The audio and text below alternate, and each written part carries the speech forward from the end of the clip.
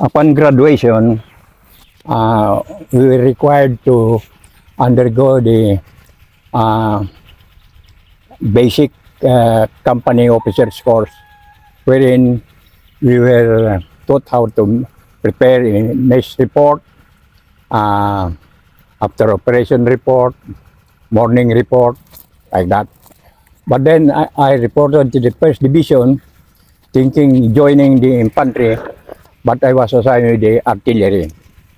And I was then assigned as recon and survey officer of Bravo Battery of the 1st FA Battalion. That's the 105 How Battalion. This organization was patterned under the pentomic concept of the U.S. Army. That's the reason why the 1st Division was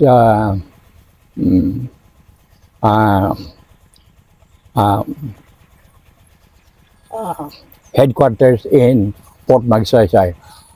We have the complete division at the time. Sir, anong year ito, sir? It started 1957. So right after the Hukbalhap or ano pa lang, sir? May remnant pa, sir? Mayroon pang overlap. Overlap, sir. Pero at that time, because of the Cold War, inanap tayo, inorganize yung Fort Magsaysay, complete for the 1st Division training area. So, ayun ang nangyari. At that time, how do you call this? Concept of operation namin is task grouping. Sa pentomic concept, 5 maneuver battalion under the 1st Division and 5 maneuver batteries in support of each battalion, and then the general support battalion of the artillery.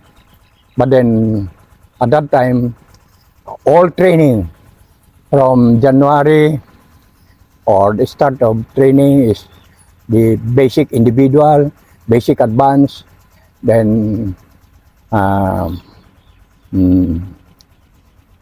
unit training, unit basic training, advanced, then we go on maneuver. Ayun ang pattern namin. So, and then in I was there in 1960, 1962, the pentomic concept of organization was changed. So we already dispersed. My battalion, my battery was then made to relieve Charlie Company of 1st BCT in Concepcion, Tarlac. Or kayo mismo, sir, ang BCT nyo, yung battery nyo ang yung battery ko. naiwan na lang to, sir? Oo. Ngayon, direct nagre-report ako noon sa PC. Ayun ang concept yun. Kasi PC Army pa noon eh. Okay. So, yung after operation report ko, direct sa PC. Then, from Concepcion, na-transfer ako ng unit. I was made battery commander of Pakstrat. Na-assign naman ako sa Florida Blanca. Pero itong mga panahon na to, sir, relatively peaceful na yung intensity ng Hook campaign patapos na, or ano na, sir, Naglaylo na. Naglaylo na. But there is still organized in Central Luzon, especially Pampanga and Tarlac.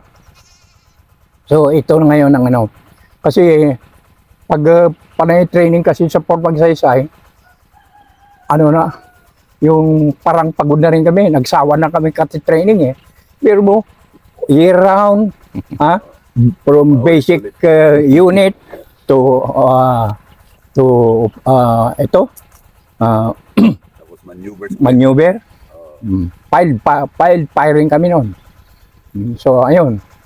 So, I was involved in as battery commander, second lieutenant, involved na ako noon sa Hook Balahap. Ay, ang target namin noon, si Sumulong, Pusa, Alibasbas, yun, mga yun.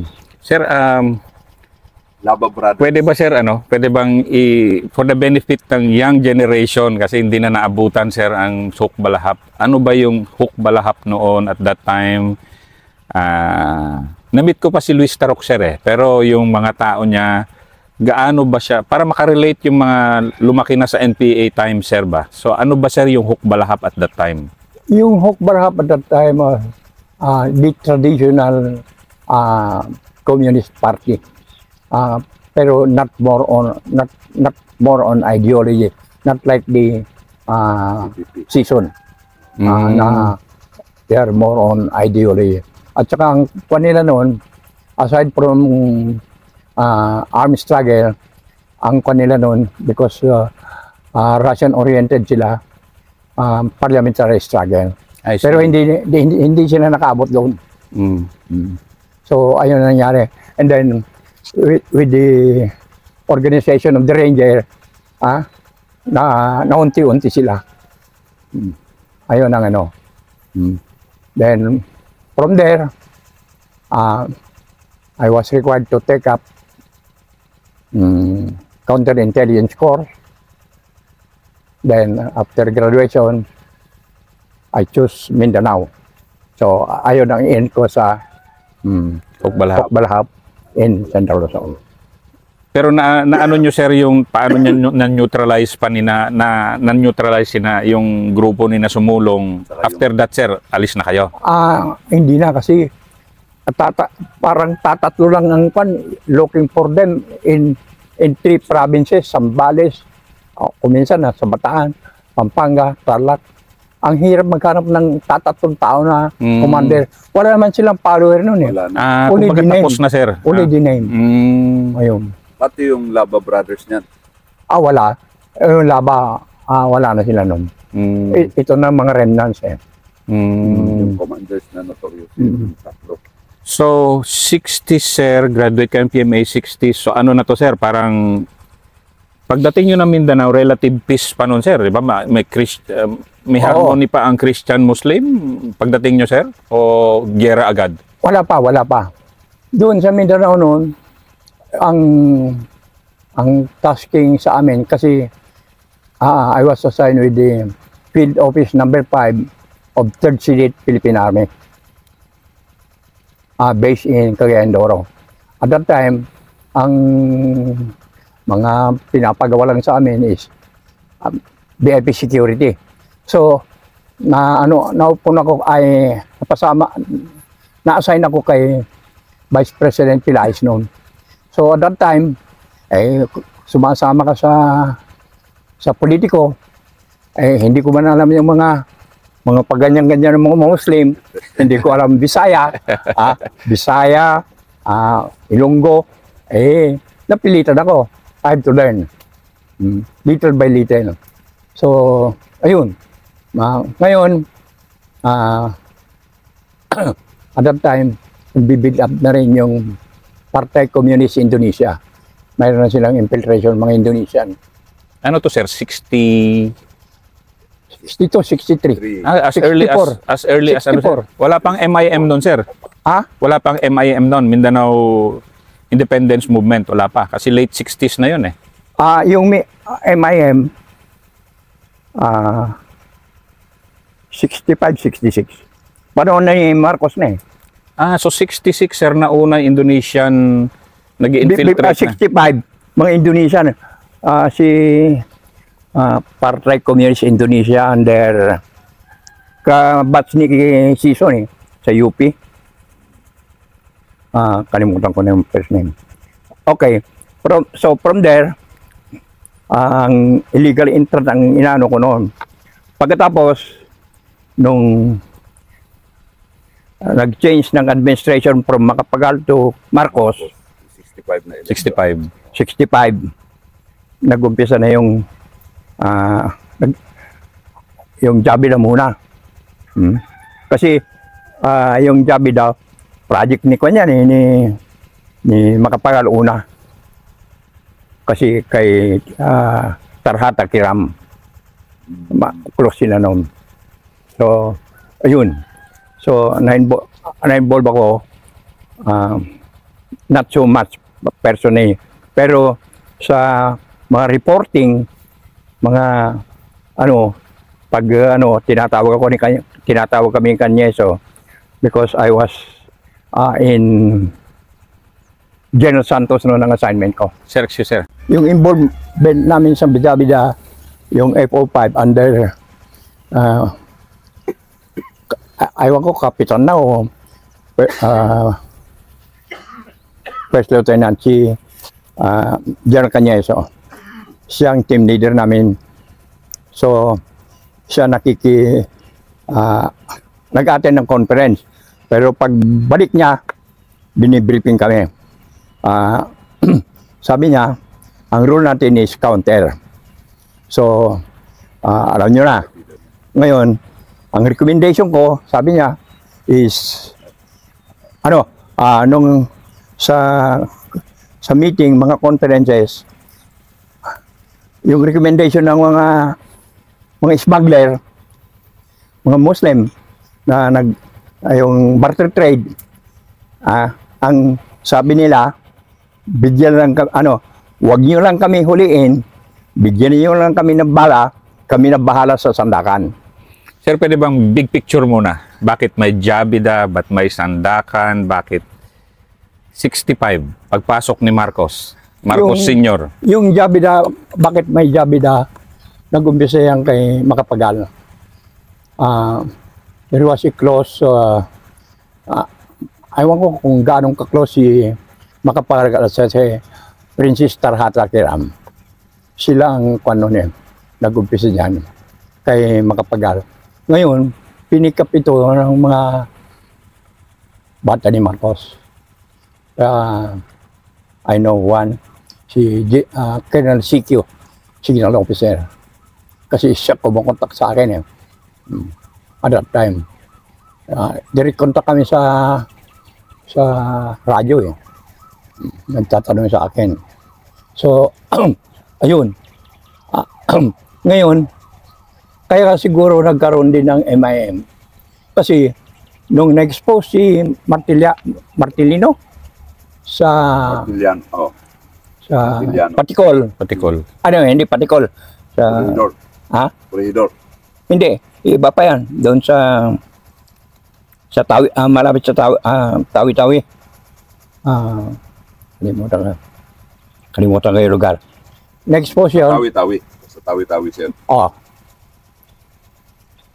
Na-expose yun. Pumasok ang Malaysia at saka Australia. Australia, sir? Oo. Hindi ba? Commonwealth country sila. Target natin is Sandakan. Pumasok sila. Ayun. Medyo counter to counter na kami. Ganon nangyari sa Jabida. Hanggang pinagtuloy ni Martiliano. Sir. Pinagtuloy nila kasi he was the operations officer. Ang intelligence officer si Angara na taga Quezon. Namimit namin ito pag nag-meeting kami. Ngayon, nung nasira ang Jabida, nung na-expose sa koridor, si Harola. Kasi, bakit nasira? Ang report, I cannot confirm it, yung mess ng mga trainee, mga Jabida trainees, may Muslim, ayaw ng baboy, pinapakain ng baboy, hindi binibigay ng yung sapat na subsistence.